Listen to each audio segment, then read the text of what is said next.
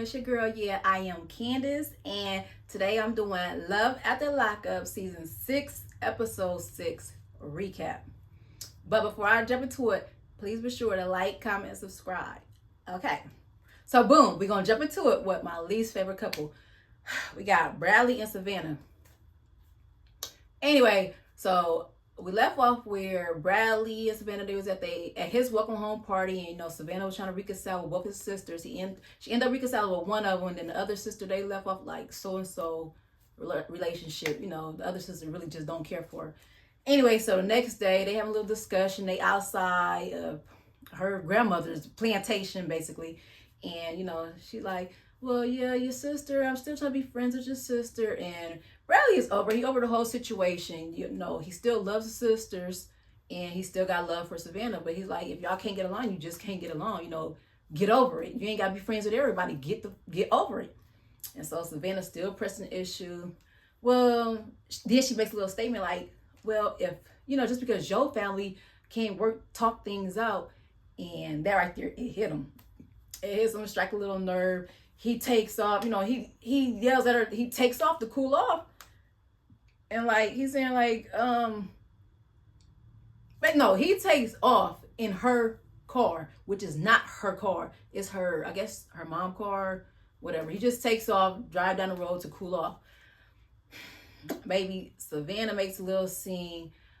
Where he going? Why would he just take the car? That's not my car for you to be taking. So she hops on the phone with his sister like, yeah, me and Bradley just had a little argument and he just took the car. I would hate to have to call and report the car stolen, basically. And so, she like, well, call and talk to your brother. So he's driving and he get a call from the sister. Sister trying to be cool. She's like, oh yeah, hey, how you doing? What's going on with you and Savannah? He like, she's still having issues about, the other sister not being too friendly with her. So she's like, she break it to him like, okay, basically you need to get back. Take the car back. Basically take the car back because she talking about, having you violated, reporting the car stolen. And y'all, that's basically it with them. That's it. All they do is argue and all Savannah do is micromanage him. And that's all they do. He's over her. Bradley, move on. Savannah ain't got nothing to offer you. Just move on. Y'all she was a druggie. I don't know why would you want to be with a former druggie. Just get on. You kind of handsome on top of that. You could find somebody. Get on. Get off the plantation and leave. Y'all, that's Bradley and Savannah. They have no substance. I'm tired of them already. I'm sick and tired of them. Anyway, next couple we have Brooklyn and Brian. Okay, so they starts off where, Brian, all these names. Brian, he gets released from the halfway house. He did a few weeks at the halfway house. Now he get to come home, which is to Brooklyn's house, but stipulations is he's on house arrest. So he come home, now he on house arrest. He's doing it over there at her house. Okay, so boom, they get to do what they do first night out, Next morning, after they wake up, production being messy. I see it, production. They like, oh, how many times did y'all have intercourse? In Brooklyn, she's just all excited. Oh, like 5 times, 5 times in one night. Girl. Anyway, and then, they have a nice little conversation. They wake up. Oh, I love you, blah, blah, blah. She pulls out the picture. The infamous picture of it looked like an Instagram model, the big booty Instagram model that he had on the back of his tablet while he was locked up. A little eye candy for him to look at while he locked up. She pulls out the picture out of nowhere while they in bed. And, to make her feel better and shut her up, he takes the picture and rip it up. As he should, because he don't know the girl. He don't know her. Just a little picture to get him off while he locked up. And so, she has, she happy about that. So a few hours later, we come to find out Brooklyn has a daughter. She has a young daughter, little elementary school age daughter. And I guess they're making it seem like they built a little relationship while he was locked up because the daughter was talking to him. And now the daughter got a little name. They call each other besties. That's her bestie, even though I guess she think it's going to be her new stepdad. So the daughter comes home and she runs, oh hey bestie, they giving each other hugs, and oh hey, how you doing? Yeah, yeah, finally get to meet each other basically. And so now Brian has a little talk with the daughter, and so but the daughter is checking him, so she like, yeah, why was you locked up? He was like, I was doing bad things. She's like, what kind of bad things were you doing? And you're like, oh, I was stealing, robbing. What was you stealing? What was you robbing? What did you steal? What did you rob? And he like, yeah, I don't want to talk about it. I don't want to talk about it right now. And so she daughter like, oh, okay. The daughter clocks it like, oh, okay, yeah, whatever. I'll find out later.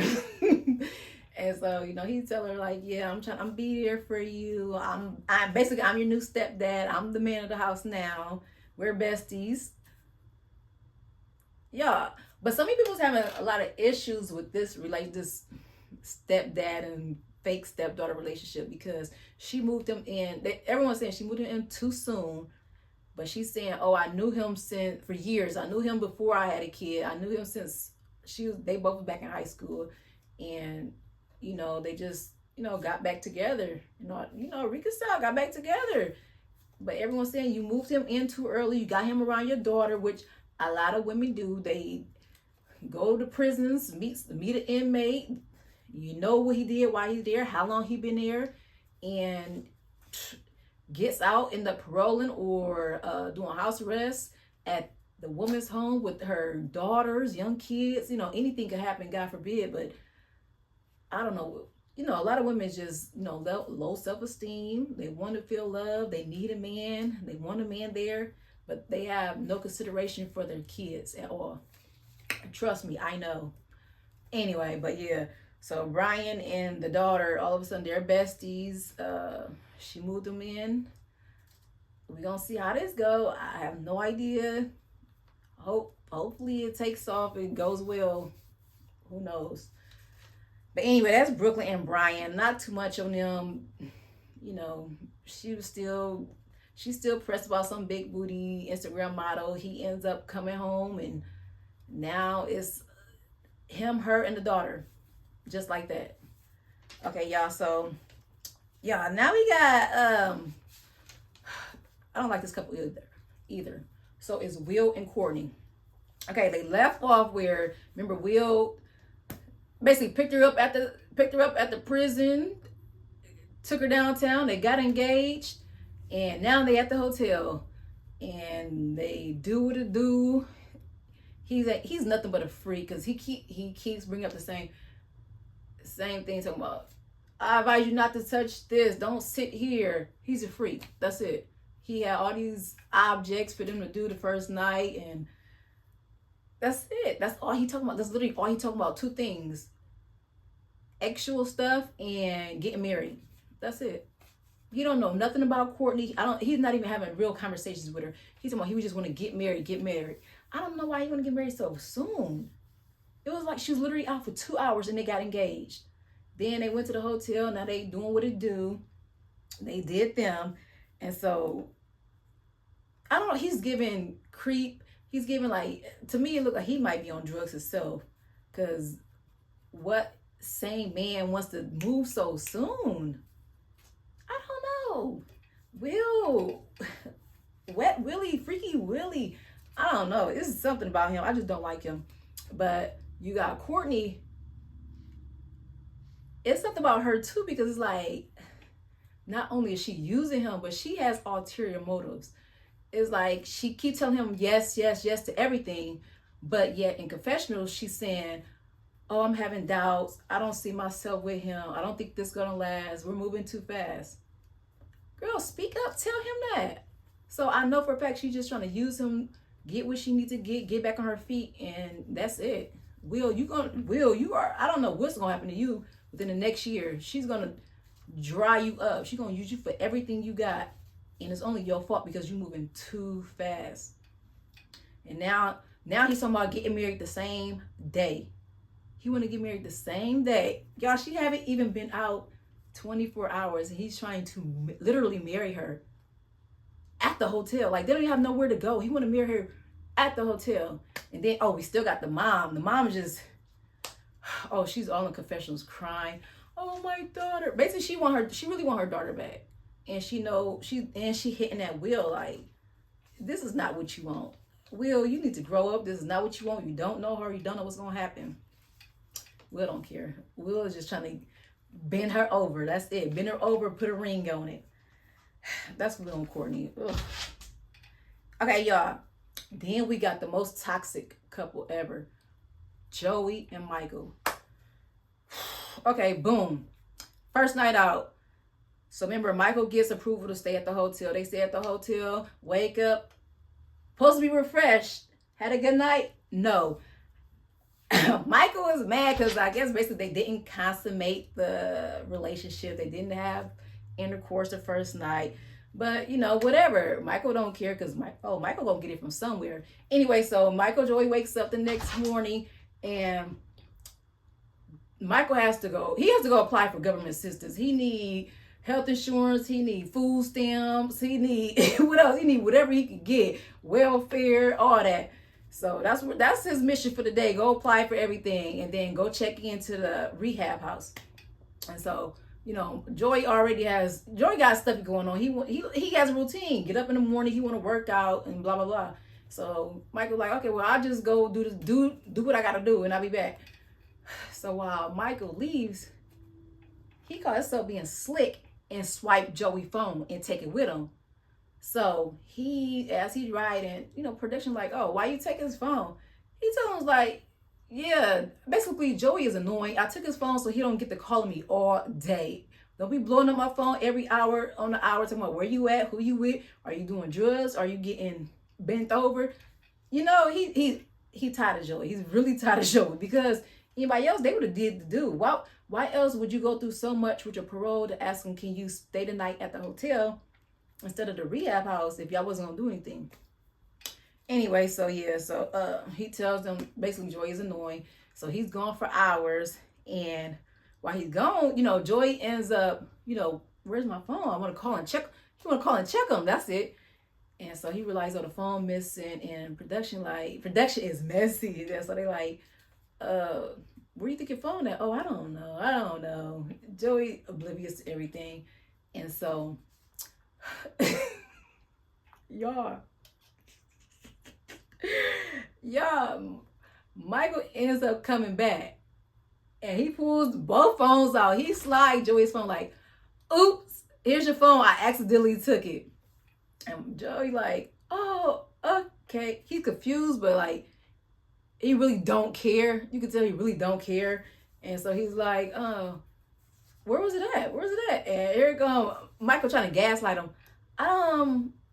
Maybe you left it in the car. Maybe it slid here. But yeah, here's your phone. And so, y'all, production, like I said, was messy. So they in the confessionals and they like, Joey, so what do you think happened to your phone? He like, oh, he just took it by accident. He like, production, you really think he took it by accident? You really think he took two phones? If he took two phones, wouldn't he would have brought one back and blah, blah, blah. And Joey's like, no. Production pressing him like, you really think he took it? Here's Joey. He have a full blown, it just blows up. He like, he didn't take my phone. Just leave it at that. He will not take my phone. He's not like that. Stop. Just stop pressing me. Just stop. Next question.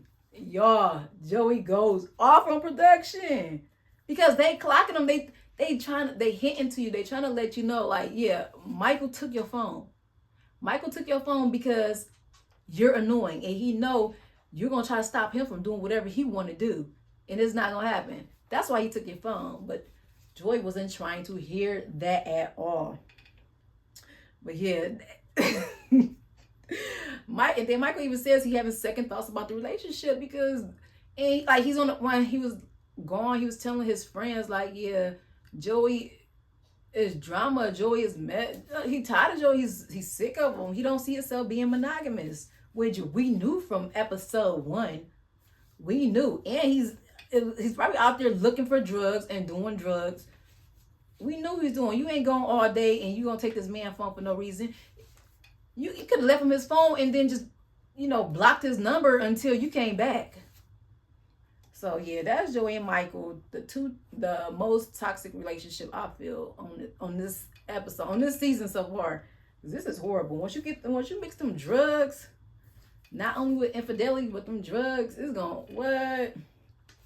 gonna cause nothing but mess. Okay, y'all. They doing it for me right now. They doing it for me. They didn't start it here, but they working their way up.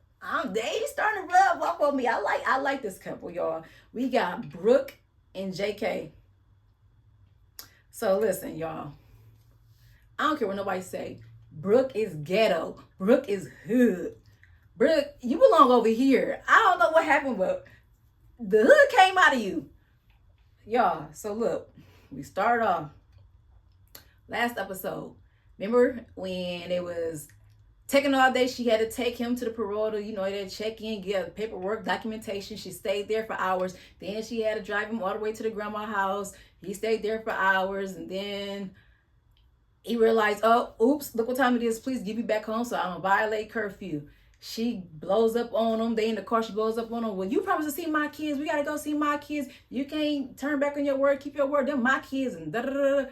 Y'all, so this man, like, he get mad. He call her and hoes. He go off on her. But baby, she not standing down. She going off on him like, F you. You could get the F out. It's over. Blah, blah, blah. You made a promise to my kids. They making a scene right there. She put him out. But baby, instead of driving off, she want to get out and argue with him. Somehow he ends up talking his way back in the car. And she end up taking him back home. Brooke, if you going to be over here, you going to be on this side. Baby, you got to get some heart. You supposed to skirt. You should have left him laying where he's standing. Let production take him back home. But no, you put him back in the car. They end up going back to the mama house. They still arguing. Y'all, they hop out the car arguing. And next thing you know, the mama pull up while they arguing. He like, this B try to get me sent back to prison. And he calling her all names in front of the mama. She like, don't talk to her like that. And Brooke still arguing. She like, don't go in my house. Don't tear up my house. Arguing and fighting, blah, blah, blah. And she like, yeah, Brooke, yeah. Basically, Brooke, you need to go. You got to go. Go home to your damn kids. That's what she said. Go home to your kids. But no, Brooke want to stay there. And same thing. She want to micromanage JK because she thinks he's still going to be the new stepdad to her damn kids and her new baby daddy. But y'all, anyway, so after they get to arguing and somehow JK, again, he sweet talks his way in, and next thing you know, they having a barbecue. Here's the welcome home barbecue. And there's a scene. They go to the scene where Brooke is talking to JK's stepfather. And stepfather, he says something along the lines like, I don't know why you even talking to him, because when he was locked up, he had a lot of females. Through this whole little stint, he was talking to a lot of females. I don't know why you talking to him. Like, what's going on? And he had an ex. And so she took that and ran with it. Y'all, so he over there, chopping up with his homeboy. And she take her butt over there and like, oh, hey, how you doing? Blah, blah, blah. Yo, JK, can I see your phone? So she swipes his phone. She go in there. She going through his phone. She sees stuff she don't like. Oh, he still got so-and-so on social media.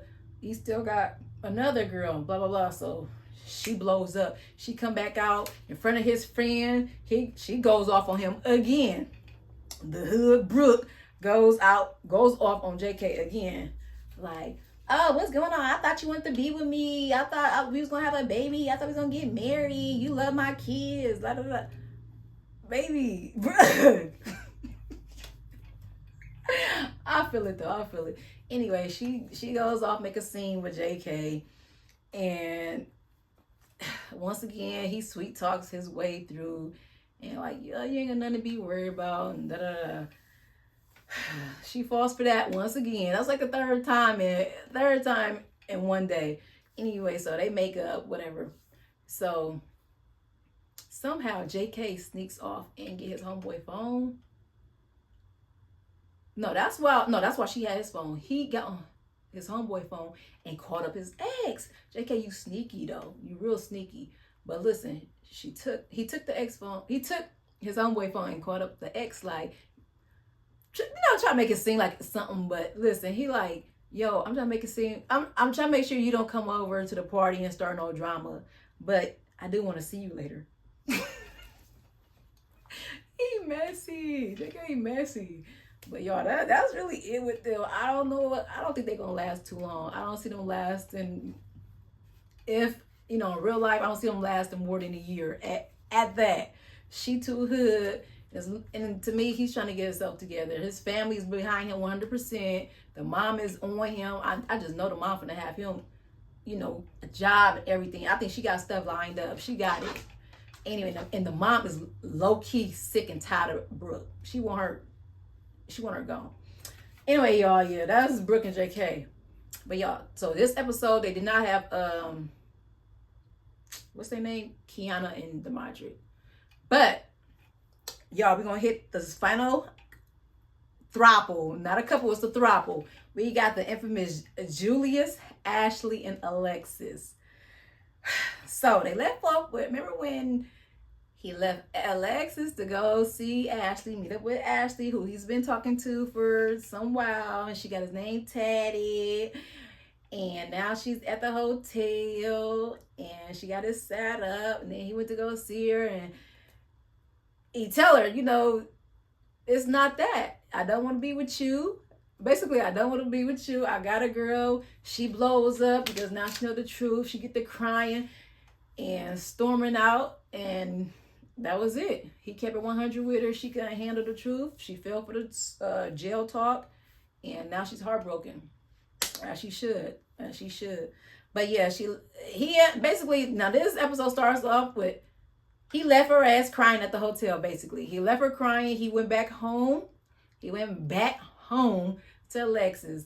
And y'all, we got Alexis. She got doubt. She's so timid and quiet and kind of reserved. She don't want to start none. She need her man. She need her jailbird man, and she don't want to start nothing already, basically. So, she get back, oh, yeah, how was it? Oh, yeah, can you tell me this? Is there anyone I should be worried about? He like, no. Get off of that. Get off of that. Get out your head. Ain't nobody. It's me and you, baby. It's me and you, ride or die to the end, basically. He just putting that talk on her. Like, you ain't got to worry about nothing. But she's still talking about, oh yeah, I still got doubt. I'm trying to follow my heart. Alexis, girl, grow up.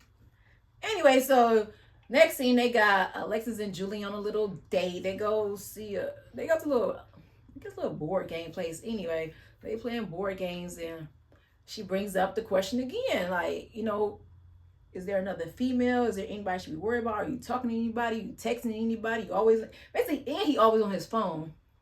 And he's really telling on himself, because every time she asks him about something, he always talking about, oh, this is my friend so-and-so. This is my friend so-and-so. You ain't talking to that boy all day. Ain't no way you on the phone with your homeboy all day. But y'all, they playing board games, and he finally tell her, like, I gotta be honest, I'm about to keep it 100. Listen. Yes, I was talking to Ashley. Basically, I was talking to Ashley while I was locked up. I was talking to you and Ashley at the same time while I was locked up. And that's where I went yesterday. When I left you, I said I was gonna be my homeboy. I went to go see Ashley. But don't worry about it. I told her I don't want to be with her. I want to be with you. You got my heart. And that's it. We'll never see each other again. So that's what he told Alexis. Y'all, so now she got her heart broken and she's embarrassed. So she storms out crying too. She storms out the place crying. She had to go cool down. She ended up coming back. She cooled down, calm, cool, collected herself. And so, he telling her, but now he's telling her, like, I love you. I don't want to be with her. It's me and you to the end, and blah, blah, blah. same talk. And she fell for it. She's falling for it. He told her what she needed to hear. She fell for it. Now they getting boring, because if we ain't got Ashley, what do we got? But yeah, where's Ashley at? Bring Ashley back. I don't know. Y'all Y'all need to put them in the same, that make them have a sit down. We need something. Give us something. You know, Julius, Ashley, and Alexis, this is supposed to be the throuple, the threesome. Y'all, yeah, bring Ashley back next episode. 'Cause, these two, now they're gonna get boring. What else is the storyline? What else y'all gonna do? What y'all gonna bring? We don't know. But y'all, that's it for Love After Lockup season 6, episode 6 recap. Please come back for the next video next week. Do another recap. That's episode 7? Dang, episode 7. But y'all, please be sure to like, comment, and subscribe. Thanks for watching. Bye.